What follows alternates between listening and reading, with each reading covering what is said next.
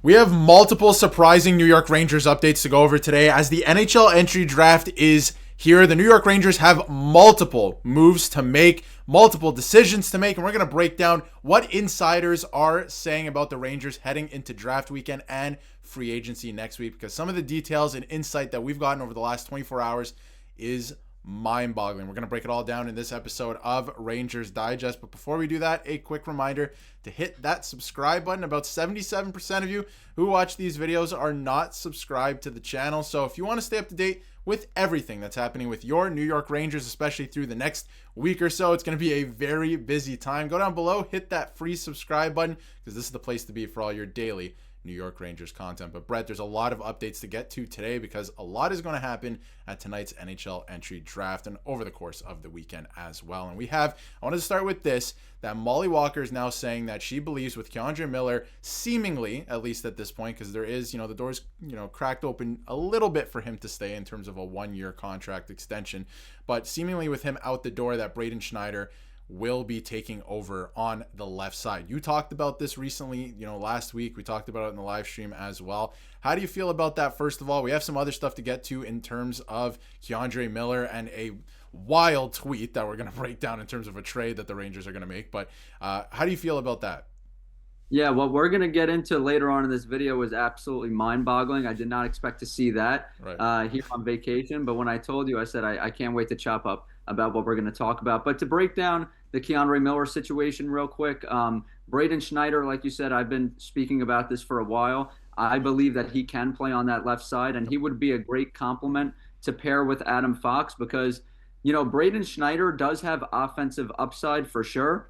But I would stick him on that left side and strictly focus on defense, strictly focus on adjusting from the right to the left. Don't worry about as much contributing on the offensive end, because if you stick him on that first pair with Adam Fox, you have plenty of offensive production there from your first line defenseman. And like I said, Schneider can contribute on the offensive end, but I would strictly focus on making him that enforcer, really giving him even more ice time this season. And like I said, the jury is still out on Schneider. He's not like this unflawed player. He does have some flaws, but I definitely like his upside, and I would love to keep him here as a Ranger.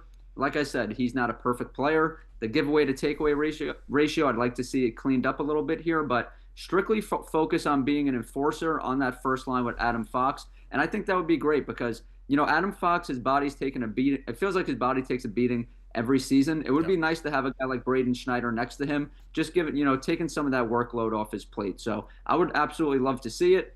It's a low risk move, especially if you start it early. You don't want to start it, when the season has already started. You want to start it like right now, get him used to it. So I would love to see that happen. He's on a friendly contract. Why not, see how versatile he really is before you look into extending him? Absolutely, yeah. Only making $2.2 million, and we know that he can play big minutes. And like you've been alluding to, putting him with Fox up there wouldn't be the worst thing. I mean, he's a tough player. He is really tough to play against, I feel like, and obviously he's going to be fully healthy going into next season as well. Obviously, dealing with that shoulder injury the last 2 seasons, he can play through it, but obviously, you're not 100% healthy, so he's going to be feeling better next year. Now, we're going to get into some more K'Andre Miller stuff in a second, but I wanted to bring this up because there is so much going on, and I feel like the Rangers and Chris Drury are going to do something crazy this weekend. Whether it is tonight at the draft, round 1, whether it's tomorrow during rounds 2 to 7, there was this tweet, and again, I mean, no validity to it really, right? But, it does have 9,000 followers and, of course, sometimes gets some things right. But they went out to say that expect the Rangers to trade Zibanejad over the weekend. They are going all in on Marner as well, and Marner could be interested as it's closer to home. Now, we haven't heard the Rangers mention at all in terms of Mitch Marner's list and destinations that he'd like to go. But, of course, they do have the cap space. I flashed it up there a little while ago. The Rangers could technically make it work with $13 million if they wanted to move out another player, but you still have to sign Will Cooley. Like, there's a lot of moves still to make, so I don't know if that makes too much sense. But you have a lot of salary cap space if you move out $8.5 million in Mika Zibanejad. So how do you feel about this tweet? Again, this is not an insider saying this, but could you see something crazy like this happening this weekend? Oh my gosh, if the Rangers brought Magic Mitch to Madison Square Garden, it would be absolutely insane. And, like Darius just said, we're not claiming this to be Elliot Friedman or Frank Saravalli or anything like that, but we are going to acknowledge the tweet. It does have 9,000 followers, and he has gotten a few things right here. So we're going to briefly just discuss it and have some fun with it on this Fun Friday. But Mitch Marner on the Rangers would be a dream come true. If you look at him on that first line, imagine him with JT Miller at center and Artemi Panarin on the left wing. I mean, that would have to be probably the most entertaining line in the NHL. I don't know if it would be like, it would be definitely top 10 in production in the NHL in my prediction, in my opinion, but it would certainly be the most entertaining line in the NHL. Just imagine Artemi Panarin's playmaking and finesse, along with JT Miller's physicality and the way he pushes the pace, and Mitch Marner just as opportunistic a scorer as there is. And I love how him and Panarin are both very good goal scorers. I would consider Panarin an elite goal scorer. Mitch Marner's right up there as well. But I love how they score in different ways. And I would just love to see those two finesse players on the opposite wings with JT Miller anchoring it up the middle. It would just be something special, and I would love to see it. And then we talk about next year's free agency. I know this all sounds wild, but as you just said, Darius, if Mika Zibanejad, that's a lot of money. I know people look at Mika Zibanejad, and the production hasn't been there as of late, on the decline these last 3 years here. So when you think of Mika Zibanejad, you don't immediately think of, wow, like this guy's making $8.5 million. You think like, for his production, he's probably making like $5-6 million. But no, guys, this is a guy making nearly $9 million.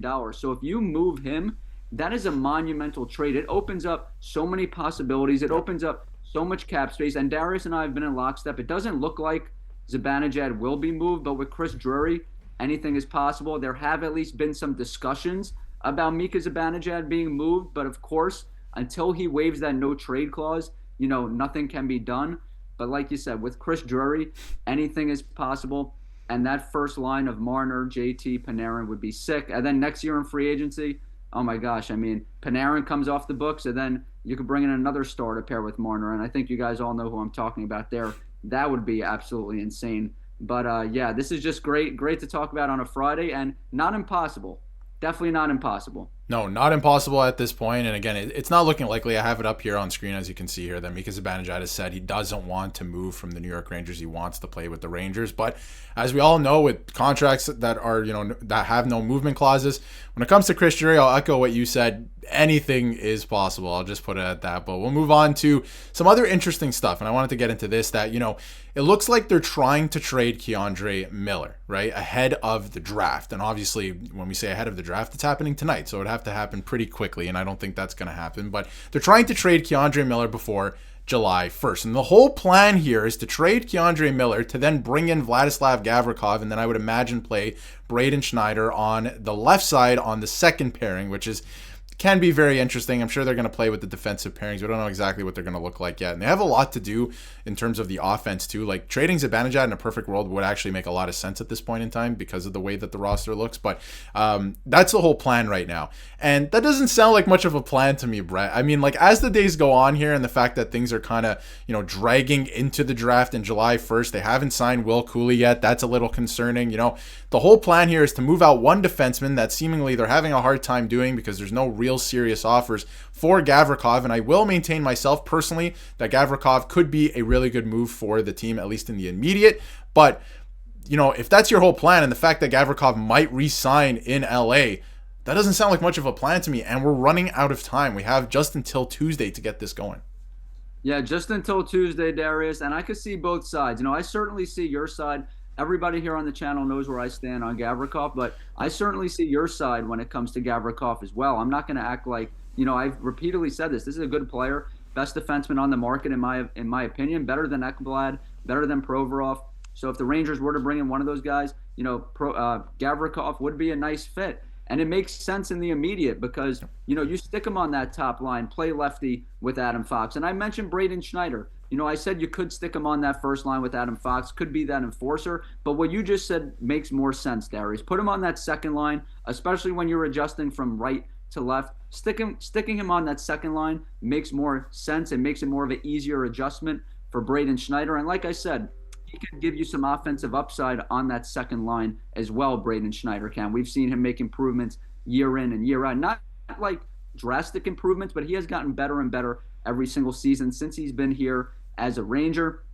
And when it comes to Gavrikov, what's really getting interesting here, Darius, is that he certainly likes the Rangers. It looks like he would love to be a Ranger, but it looks like his priority is in Los Angeles. It looks like his priority is to remain with the Kings, and if that falls through, then he'd like to come to the Rangers. I don't believe the Rangers are his top choice. He is going to give the Los Angeles Kings every opportunity to bring him back. Like I said, if that falls through, then I think the Rangers are his second choice. And look, Chris Drury is running out of time here. I told you I would bring K'Andre Miller here back on this one-year deal. It would be beneficial for both parties, a prove-it deal for K'Andre Miller and the Rangers. It could either solidify their thoughts on him, that he's not a consistent enough player to sign long-term, or if not, they could get a really good year out of him and then make that decision when that time comes. But I think signing him to a one-year deal, at this point, the draft is happening in just a few hours from now, Darius. Yep. At this point, I think it would be beneficial for both parties to just get that one-year deal done and then evaluate from there.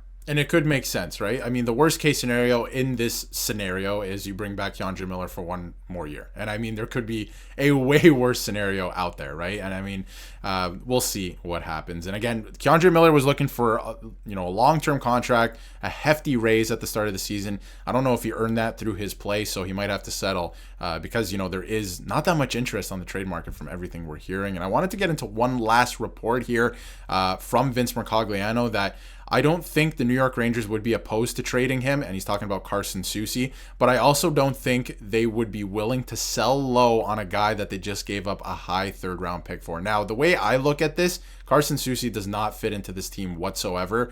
At the time, I thought, okay, this could be an interesting move if they were to make the playoffs. But at this point in time, with the salary cap structure, you need that money to pay Will Cooley and then to go out and make a couple other moves if you want to really improve this team. So what are your thoughts on this? I mean, I understand not wanting to sell low, but you put yourself in this situation. You need that cap room. I don't think Carson Soucy can start the season on this defense core.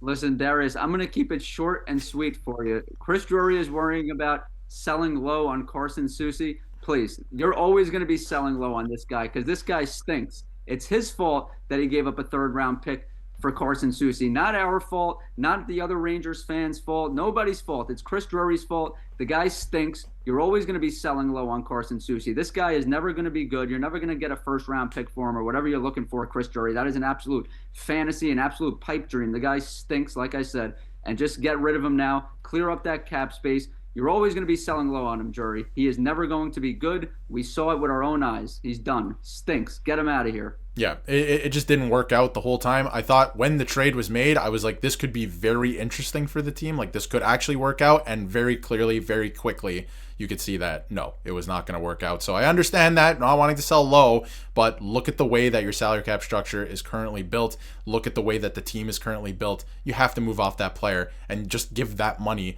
directly. You could basically wire transfer it right to Will Cooley's bank account if you want, and that'll be settled. So it's going to be interesting to see what they do. Last thing I'll bring up here from Adam as well to summarize where the New York Rangers are defensively heading into the draft, because again, there could be some fireworks tonight in just a few hours away from the time we're recording this video. They're trying to trade K'Andre Miller. That is clear. They are trying to trade him before July 1st. Whether he actually re-signs with the Rangers or maybe even is offer sheeted and they take the compensation, they have a window until July 1st to get that done. They're trying to trade him in order to make room for Gavrikov, who may re-sign in LA anyway. So not much of a plan to me personally, but as the days go on, it's not looking great. But and it's a one or the other proposition because they've committed $7.5 million to Borgen and Soucy. Borgen, I think, is great. You're going to keep him. He's a great defenseman option, of course. But the Soucy thing is very interesting to me. I think they better look at trading him. But let us know how you feel in the comments. This is a jam-packed one because there's a lot going on before the draft and, of course, free agency. But we're going to keep you covered for everything going on here on the channel. There's also rumors that Drury might want to move up in the draft. I don't know if that's very likely, but we'll keep you covered if anything happens. And if you haven't yet, hit that subscribe button so you can stay up to date with everything New York Rangers.